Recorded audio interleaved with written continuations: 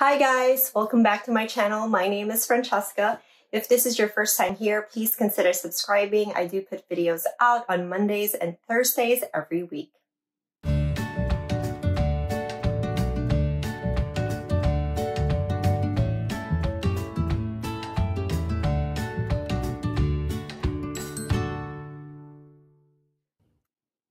So today's video is a little bit different. I wanted to do a quick get to know me video for anybody that had any questions about me, and I put this out on Instagram, and some ladies who are so sweet asked me a bunch of questions, and we are going to go through them today.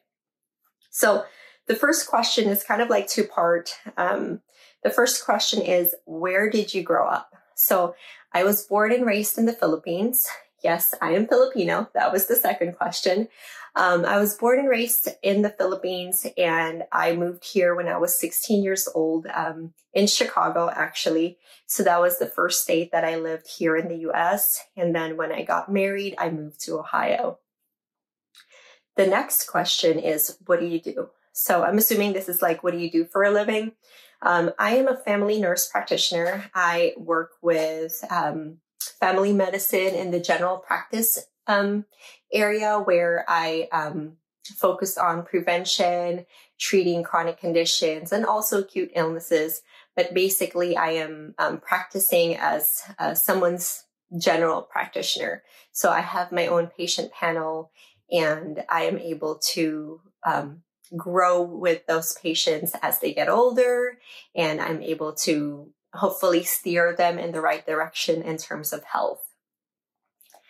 The next question is, do you see yourself becoming a full-time YouTuber in the future? So this is a great question, and thank you for asking this.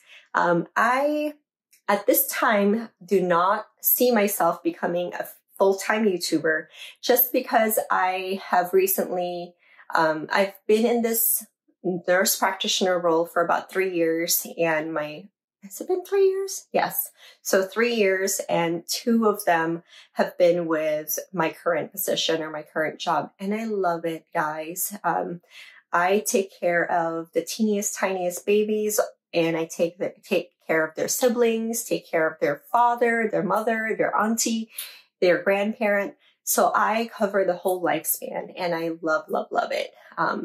It's one of those fields, I think, in medicine where I can make a difference in prevention. So if I can just keep teaching and teaching and teaching, hopefully we can prevent those chronic conditions. The next question is, what was your first designer purchase and when? So I will answer this in 2 parts. I have been gifted designer bags before, but actually purchasing for myself, it started last year. Can you guys tell I'm got a little crazy within the last year? But I purchased classic Speedy 25 in Damier Azure, and I love that bag. I purchased that bag from Fashion File, and I loved and hated that bag. Let me rephrase that. I loved and hated it.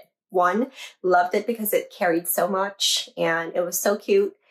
Hated it because I went for the classic and not the bandolier. So I ended up selling that bag because I remember one day carrying it in the mall, and I was shopping. I believe I was Christmas shopping, and I was just packing it. You know what? When we have these Speedy bags, we just pack them with stuff, or at least I do. And I remember and this was a 25, guys. I was carrying it at the crook of my arm, and then I have gone through several stores. So now I have a bunch of shopping bags and the Speedy bag. And I realized at that time, I'm like, this is really silly. I really need a bandolier so I could shoulder carry this and not really look like a silly person walking around with my bag with 2 shopping bags over here and on the other side. So that was my first pre-loved luxury purchase, which just also counts as my first ever purchase. The next one was my husband purchasing a brand new bag for me in Louis Vuitton, and it was the Louis Vuitton Pochette Métis. So I don't even know. I think I asked my husband every day for 4 weeks, honey, will you buy me this bag? Will you just buy me this bag?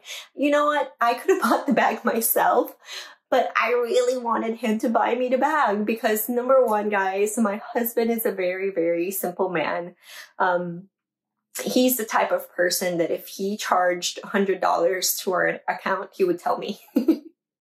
So I just wanted him to buy me something that's like a luxury expense because that's a big step for him. So after, asking him every single day, I got the idea in his head, please buy this for me for Christmas. This is what I really want. And he actually did. So when he told me that, fine, that's what you'll get for Christmas, I texted the SA and I was like, okay, we're ready. Let's go whenever you get one. Because at this time, they were still so hard to find. I said, let me know when you have one in the store. Guys, I think I waited like 3 weeks and she texted me. She's like, Francesca, I am unpacking a Louis Vuitton Pochette Métis as we speak. And I texted my husband, gave him her contact info, and he paid over the phone because I guess you can't put bags on hold anymore, at least that specific bag. So he had to pay for it without me seeing it. And he was actually out of town. He came home from his trip that same day that I think he bought it at lunchtime, and he got back into town around 5 in the afternoon, drove to Louis Vuitton and picked up my new bag. So that was my technically first brand new purchase. And I've had many since. Next question. What was your first designer piece? And this one is very special to me, guys. I have this good friend that I grew up with in the Philippines, my high school friend. And every stage in our lives, every time I visit the Philippines since I have left, she's always kind of gifting me something that's special, something for me to keep, something for her to remember me by. And for my last trip, which has been a long time ago, it's 2014, guys, I really need to go home. We were supposed to go home, but the COVID happened. But she gifted me this Gucci Boston bag. So this is my first designer piece that was gifted to me, other than other items that were given to me. But this is it. This was the first ever one that I've had in my collection. She is, I believe, a Boston bag. I don't really know how old this bag is because I don't know how to read their date codes or their serial numbers. So she's in great condition. I just have a little bit of discoloring there on the canvas. But you can tell the canvas is still so very shiny. So she gave this to me and I'm keeping it forever because, it reminds me of my friendship with her.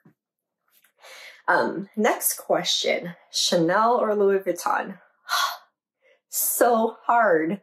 But, I really had to think about my current collection and what pieces I usually go for. So I believe I am, number one, a Louis Vuitton lover. I love the monogram bags. I love the canvas bags. I love how durable they are. The price point now, I think it's getting a little bit more and more expensive as since I started collecting. But I've gotten down to my pieces that I actually want in my collection. So I am in Louis Vuitton piece at the moment. Next question is your next luxury purchase. So I do have a bag that my friend is selling me. So I'll show you guys that one day when we do forgo with the sale. She lives in Canada, so I'm actually waiting for the borders to open. But I would like to purchase a Chanel Coco Handle Mini in a light color, preferably the lilac or the 20B collection, the nude pink. But I can't find one right now. But who knows? Chanel always puts out new colors anyway. So the next question is your top 3 celebrity icons. So my top 3 are Blake Lively, an American actress, and oh my God, I can't think of her name, but she was just in a Netflix series called It's Okay Not to Be Okay. And I believe her name there was Kumon Young right here. God, her outfits, guys, every time. And the third person would be another Korean actress. I don't know what you guys are doing over there, but you guys are such fashion icons. But her name in the show is Yoon Se. It was a show called Crash Landing on You. And again, outfits to die for. So the next question is, how do you post snippets of videos and subscribe buttons? This is so helpful and such a great way to support each other, and I would like to do it also. So thank you so much for this question, and I'll be glad to help.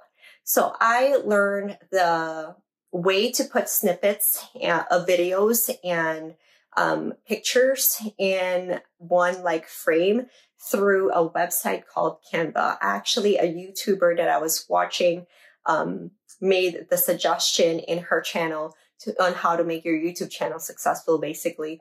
So this website will allow you, without a fee, will allow you to do that, and then you can download your video in the end.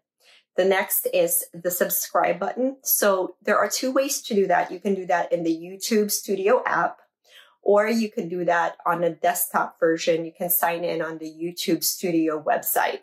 So when you upload your videos, you are able to put the title, the information, the description, the tags, and then on one side, you are able to put cards, which is basically the little links that you can put up at the top. When you're talking about it, it pops at the right time.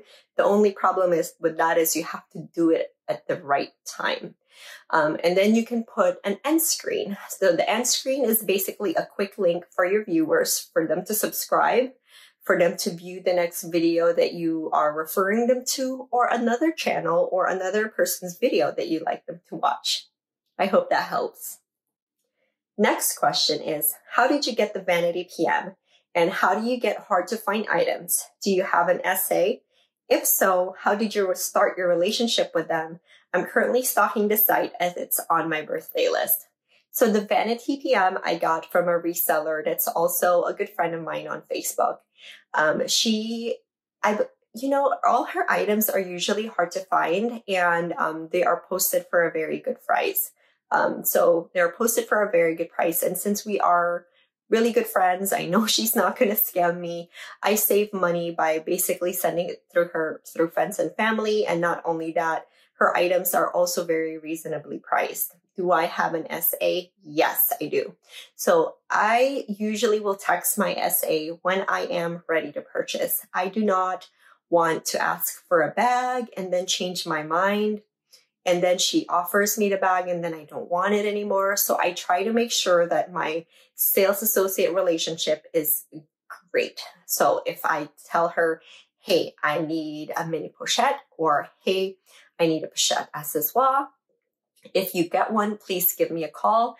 Usually when I tell her, I will wait a few weeks and I will check in with her, a couple times a month to make sure that she, are you still looking and stuff like that?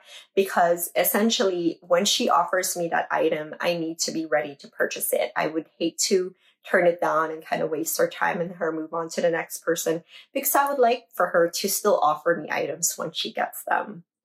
For hard to find items, I've just been very lucky, you guys. I've connected with such great people here on YouTube and on Facebook. My Facebook group itself, the core women that I have there, my bag lady, she has this beautiful collection, and she's the type of person that when she's ready to let go of her bags, she will offer it to her friends first. And I've been lucky that, she has offered me her bags and she is giving it to me basically at a really good price, not trying to rob me, just, wanting her beautiful bags to go to a new home. So that's how I got my Chanel 18B. That's how I got my Gucci Marmont Velvet. I also purchased my Speedy B30 from her. So I just keep these relationships because in essence, if I'm going to sell my bag, I would rather it go to another person that I know that will love it, will take care of it, and also who's not out to scam me. Next question.